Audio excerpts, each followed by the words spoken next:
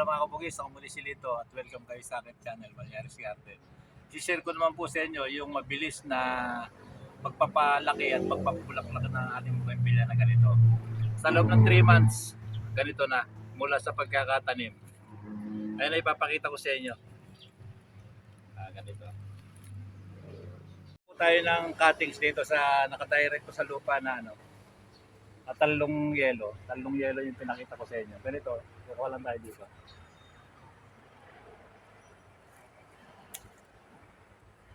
Ito yung tatanim natin. Diba? Ang ganda ng bulaklak. Ganito lang kalaki yung kinuha natin. Ito po yung kinuha natin. Kakatings lang tayo dito ng mga 7 inches. Mga hanggang dito. 7 to 8 inches. Medyo mahaba. Tanggalin natin yung dahon dito sa baba. Turo ko sa inyo yung mabilis para mabilis pakinabangan. Ngayon, lalagay tayo ng rice sal dito sa Ito example ko lang sa inyo. Pero pag ginawa ninyo, sigurado na magkakaganito. Sa loob ng 3 months, palago na.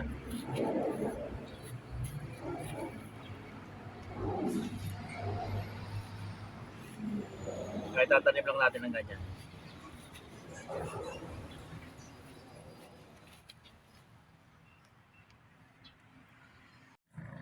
Ito example lang sa inyo papakita ko sa inyo yung Pagka supot nyo na ganito, ilalagay nyo sa plastic na ganito. Supot lang ito ng gulay. ICU. Ngayon, yung 20 days hanggang 25 days, mag-uugat na siya na ganito. Kukuha tayo ng example.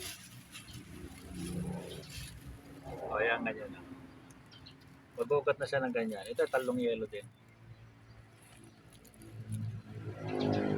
Kahit anong bougainvillea, parehas lang din.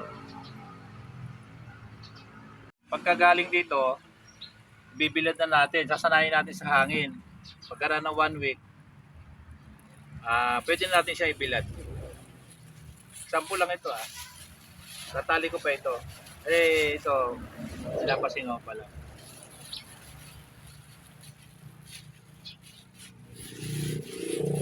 Yung 3 months sigurado, maganda na. Ganun na. Ito, talong yelo din ito. Ito yung sample ko sa inyo. Pagka nasanay na sa init, ganito na yung dahon niya. Medyo nasanay na sa hangin, nasanay na sa bilad. Pwede natin siyang i-repat.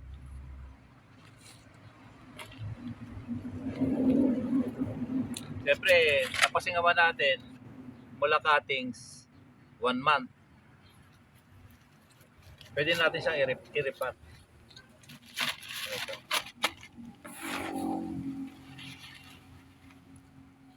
May dahon pa.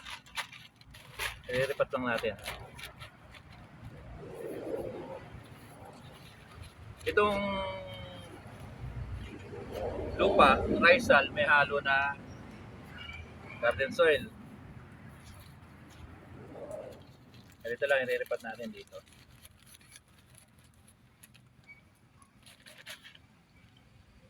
Ayan, ganyan ang ugat niya. Sanay na siya sa init, matigas na siya.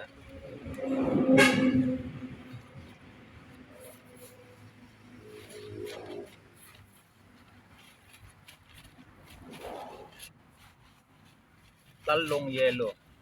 Ganda to.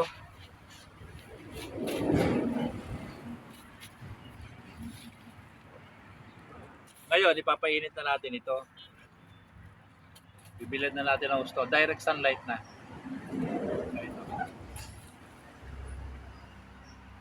After 1 week, ganito na siya. Pwede na natin siya abunuhan. Example ko lang sa inyo ito.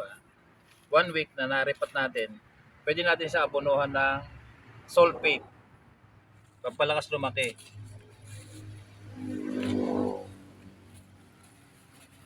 Nabasa yung sulfate ko, abono ko. Sobrang lakas ng ulan dito sa amin kagabi. Sobra. Pero pwede naman example pa ito.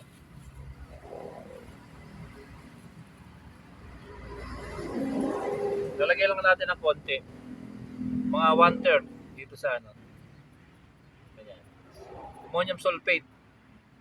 Kahit na ipaikot lang natin dyan. Maganda ito sa mga maliliit pa lang na bougainvillea. Lalakas siyang lumaki. Lalakas lumago. Dapat lang, kahit apat na side ng ganyan, basta konti lang. Kaya naman dito sa sulfate, kahit sumobra siya, hindi pa ano yung pag maliit talaga. Diligan nyo lang na ganyan. Hanggang sa malusaw lang.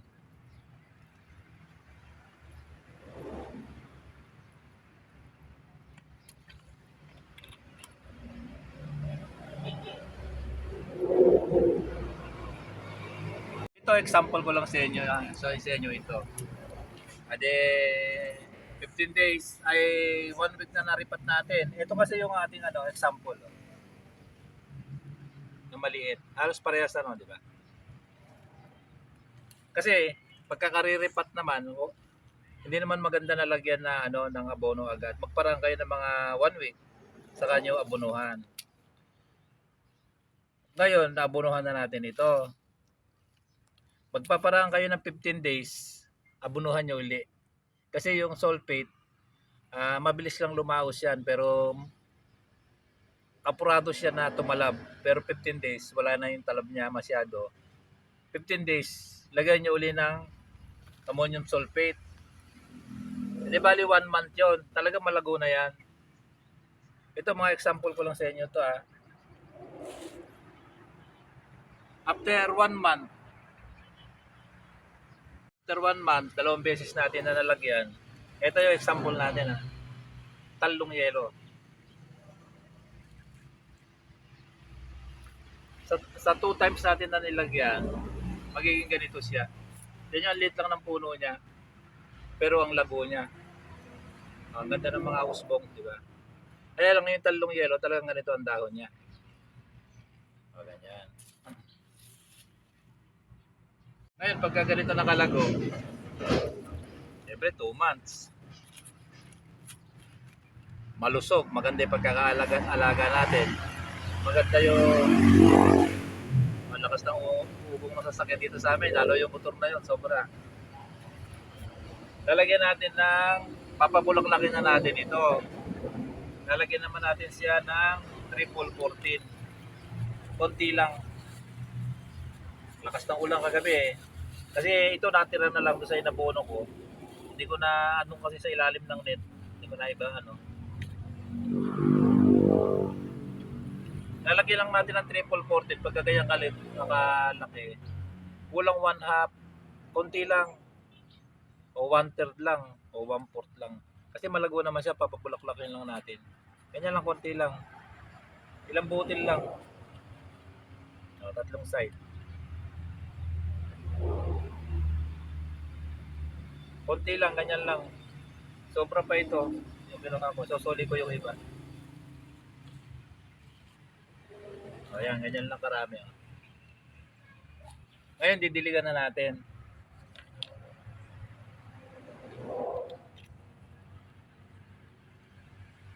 Kasi itong triple 14, talaga nakakatulong ito na magpabulaklak. Lalo pagka ganito, yung mga bougainvillea nyo na malusog, pero wala pang bulaklak, papabulaklakin na natin. Ito kasi triple 14, matagal bago malusaw yan. Mas maganda kung ilalagay natin na buo-buo na ganyan kasi unti-unti siya na nalulusaw. Mga 3 days 4 days meron pa yan. Unti-unti siya na tumatalab. Pag nagdilig kayo sa uulitin, meron pa yan.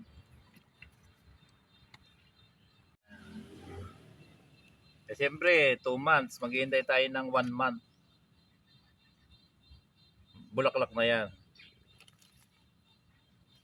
Magiging ganito na siya. Ayan. Ito, liit lang din ang puno, di ba? Magiging ganito na siya. Kaganda. Bulaklak na. Ito yung example natin. Yung ko naman na yon, yung sinabi ko, huwag naman yung sa maulang panahon. Yung talagang naman, yung nag-iinit.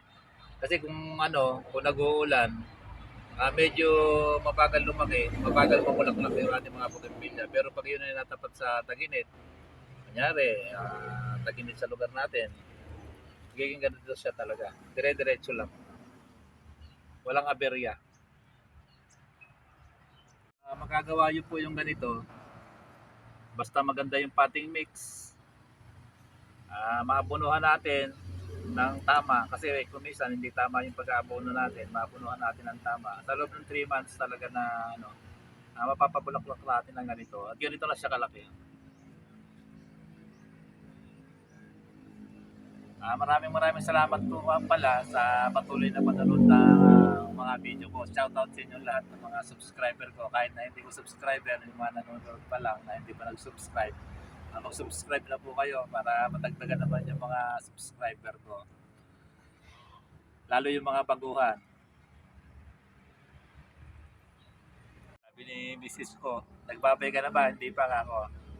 Hanggang dito na lang at maraming salamat sa patuloy na panonood nyo ng mga video ko. Yung mga baguhan, sabi ko nga, ulitin ko na naman. Please like, share, and subscribe. Paki-hit yung notification bell para maging updated kayo sa mga susunod ko pang video. Hanggang dito na lang. Bye-bye.